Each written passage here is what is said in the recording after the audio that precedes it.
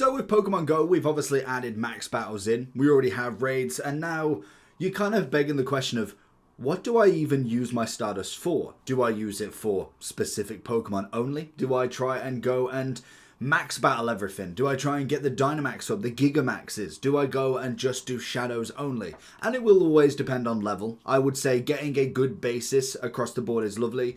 And I would say if you can go to this website in Pokemon Go, you basically will have the database of all of the best Pokemon. So, for instance, if we look at attackers, these are going to be some of the best ones that you can utilize in a lot of raids. Now, not every raid is going to require the same one. For instance, Rayquaza might not be the best one to go against a water type. It might not be the best to go against an electric type. So you've then also got to think of what Pokemons are good against each other. Now, there is plenty of Pokemon YouTubers that go out there and give you the best attackers. If Mega Ray comes back into raids, if we get a Gigamax of Latios and Latios, then they will give you the best Pokemon for them. So, for instance, if we go into someone like a Shadow Mewtwo, you can obviously see the weaknesses. You can go into this and have a look at the max charts and kind of get a little bit more about it. You've obviously then got the Mega Pokemon to introduce into this. You can only have one at a time, which is fair enough. You can buy battle passes and even coins from 100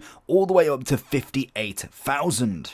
There's also items and boosted available on Pokemon Go. When it comes to Pokemon Pocket, there's Pokegold that you can buy from the site, and also items such as trade-in from any stars from 1 all the way up to 3, and potentially more in the future. Eldorado also offer money back guarantee and also 24/7 live support. If you need any further recommendations, Trustpilot have plenty of Eldorado reviews that you can scan through and just check that this site is for you.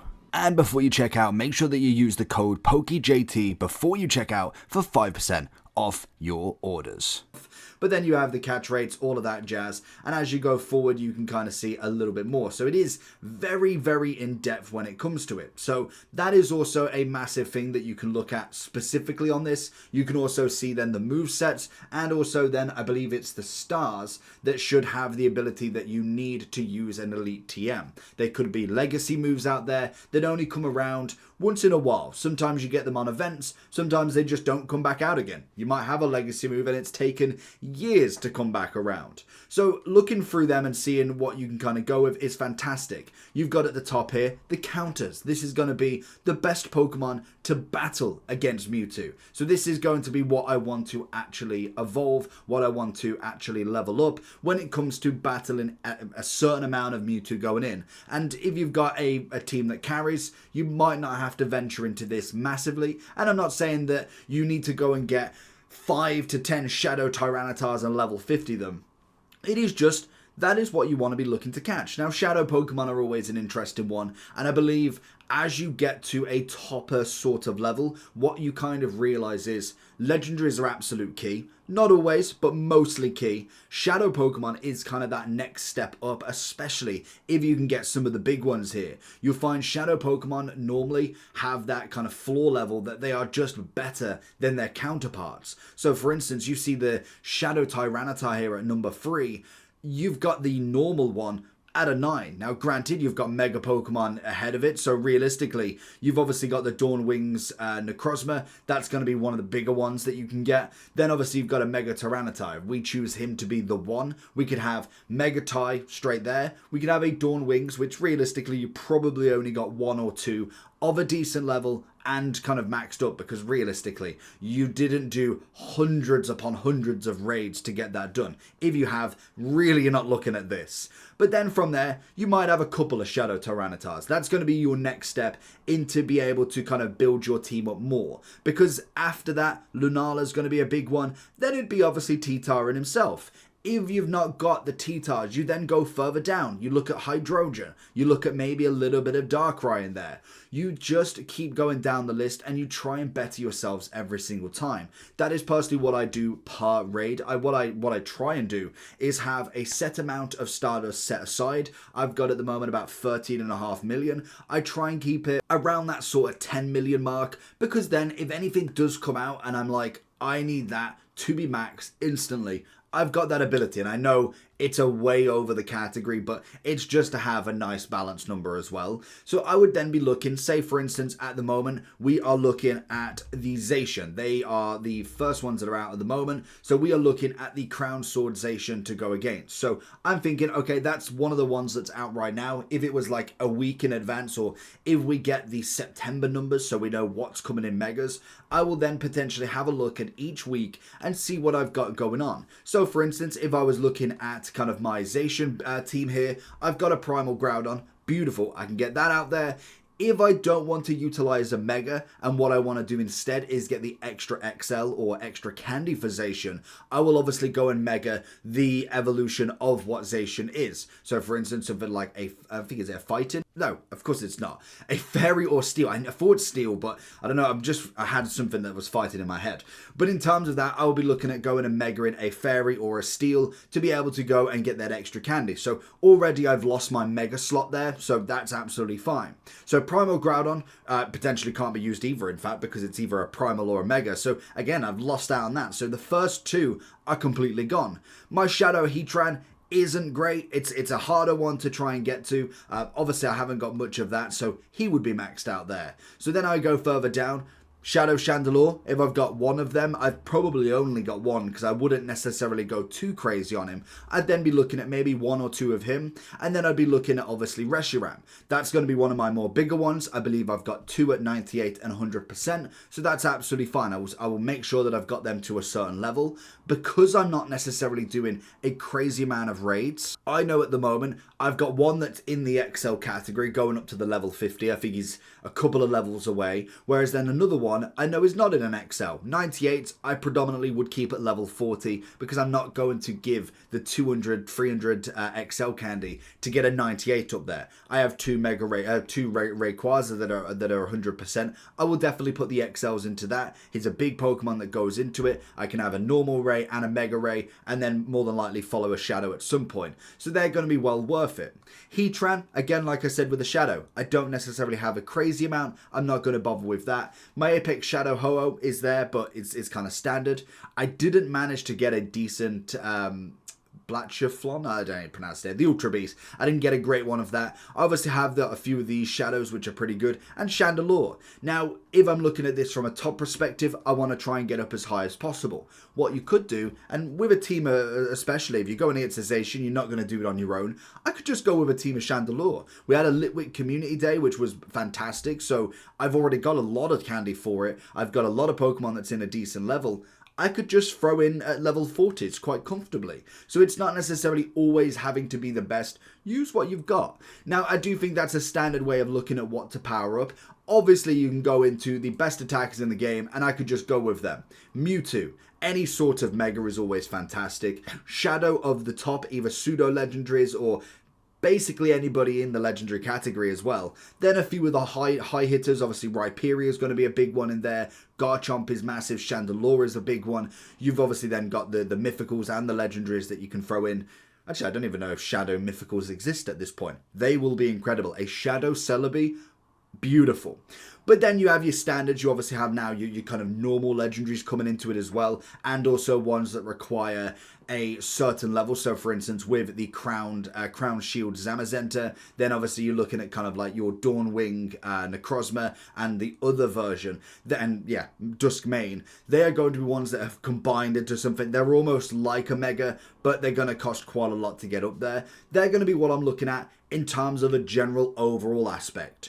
Shinies, you can throw in there if they're obviously at a top level, but I'd only be looking at kind of leveling up shiny Shadows, because if we're looking at like a 85% shiny Mewtwo, it's just not going to have that effect. I think it's a waste of candies rather than trying to get like at least a 98% at must when it comes to a normal Mewtwo, rather than powering up a Shadow. I've managed to get two of them and more than likely will be coming back at some point.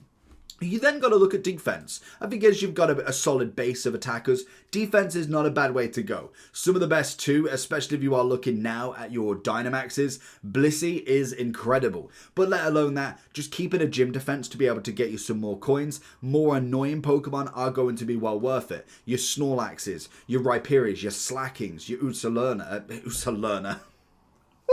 Terrible. It just sounds wrong in my head.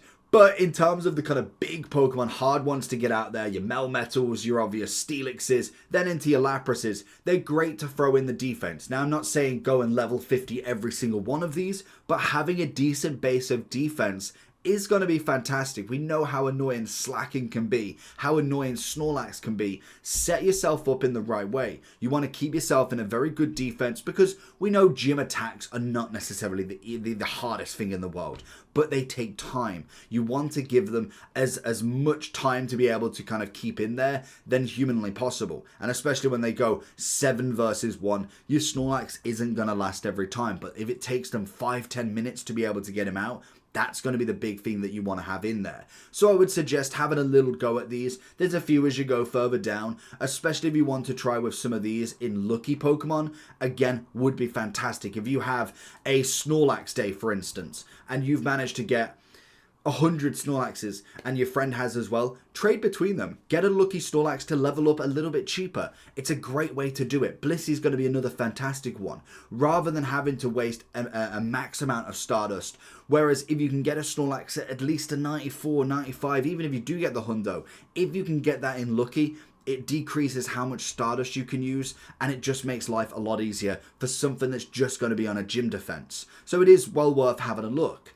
And also from here, we have got max battles now. That's going to be another level that you've got to throw in there that is a little bit difficult. You've got to then figure out what you personally want to go with. Especially because if you look down the list of all of the Dynamax and Gigamaxes that have came out in the past year now, and I can't believe that it is coming up to a year, there's now a very big demand on them, especially because with the Gigamaxes specifically, they did give ourselves a lovely remote raid feature. So we can now go and get the Kingler, we can go and get the Snorlax, the Machamp, the Latias and Latias. I know they're Dynamax, but you know what I mean? You more than likely don't find a lot of people in the wild. It's just a standard. Unless you're going out with a group specifically, it becomes very difficult to be able to go and get these. For instance, the free birds. I didn't manage to do any of them because I didn't have anybody to actually do it with. Now we've got the remote raids. It means that having a team is well worth actually having a look at now. So we've now got to think what's great against the fire. Again, these Pokemon channels are going to give you some very good insight into be able to actually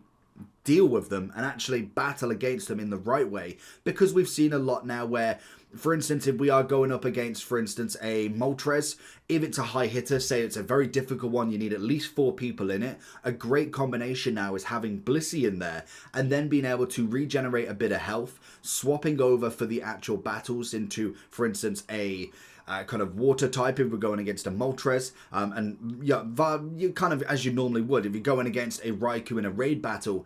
You need that same sort of Pokemon to go against it in the Dynamax battle. Now, not every single Pokemon is out, so you've got to kind of go with what you can. And naturally, as you've kind of gone through, you want to be able to try and get as many of them as possible because they could be good in certain aspects or against certain Pokemon. So, for instance, if we're going against an Entei, if we've already got, for instance, a Suicune in this, that's going to be fantastic to battle against, especially now that they're all out and they're in rotation. Because if we have 3, 4, whatever Suicunes in there at 95 and above, it's going to give ourselves a better chance than just having standard Dynamaxes. And also then actually leveling them up. This is going to be a thing that is going to be well worth doing because you're going to give yourselves a very good chance at actually attacking in a good way rather than being on the level 1s. You more than likely will need a lot more people if you're only got level 1s, and sometimes it's not even possible with just level 1s. And as we've come in, we've obviously gone through the Fossil Week, which has been fantastic,